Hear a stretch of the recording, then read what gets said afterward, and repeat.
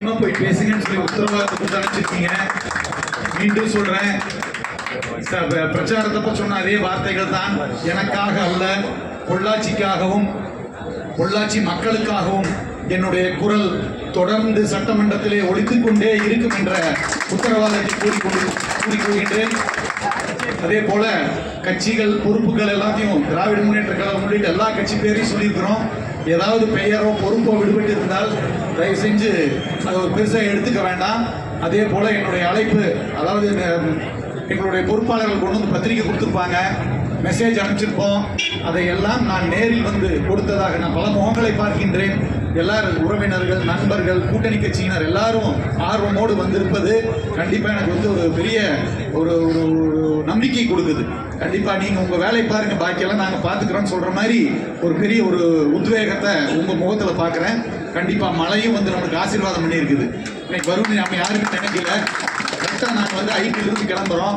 முதல் 25 வருஷத்துக்கு முன்னால் எப்படி இதுக்குள்ளே வர்றோமோ, 25 வருஷத்துக்கு அப்புறம் ஐபிக்குள்ளே ஐயா கண்ணப்ப ஐயாவை கூட்டிகிட்டு போய், ஏன்னா அவங்க காலத்தில் போயிருப்பாங்க, நம்ம ஒரு 25 வருஷமா போகல. அங்கே போய் அங்கிருந்து கிளம்பி இங்கே வந்திருக்கிறோம். அங்கிருந்து கிளம்பும் போது மழை. அப்போ இயற்கையும் நம்மோடு இருக்கின்றது. இயற்கை கண்டிப்பாக நல்லவர்களை ஆசீர்வதிக்கும் என்பதை இந்த நேரத்தில் கூறி மீண்டும் ஒரு முறை நன்றி சிறப்பித்தார். ஏன்னா இடம் ரொம்ப குறுகலாக இருந்தால் கூட எல்லாத்தையும் தனித்தனியாக கவனிக்க முடியல, எல்லாம் பார்த்து இது பண்ண முடியல. அதனால் ஏதாவது அசௌகரியங்கள் ஏற்பட்டிருந்தால் அதை மனசில் பொருட்படுத்திக்க வேண்டாம். என்னுடைய உழைப்பு தொடர்ந்து கொண்டே இருக்கும். நான் சொல்லக்கூடிய அதே பொருட்தான், நான் உழைத்துக் கொண்டே இருப்பேன்.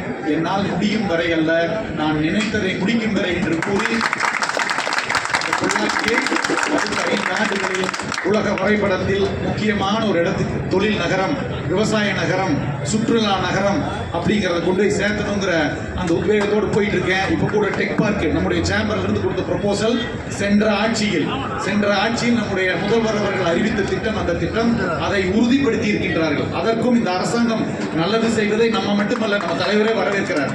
அதனால வந்து டெக் பார்க் அறிவிக்கிறேன்னு சொல்லியிருக்காங்க. ஏற்கனவே சென்ற ஆட்சியில் கொடுத்திருந்தால் கூட அதை தொடரும் என்று அறிவித்ததற்கு அரசாங்கத்துக்கு நாம் நன்றி சொல்வோம்.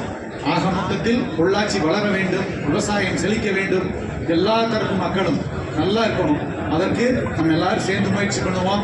இங்கே கூட்டணி கட்சிக்காரர் மட்டும்தான் வரணுங்கிறது இல்லை, எல்லா கட்சிக்காரரும் வரலாம். ஏன்னா இது ஒரு சட்டமன்ற உறுப்பினர் அலுவலகம்.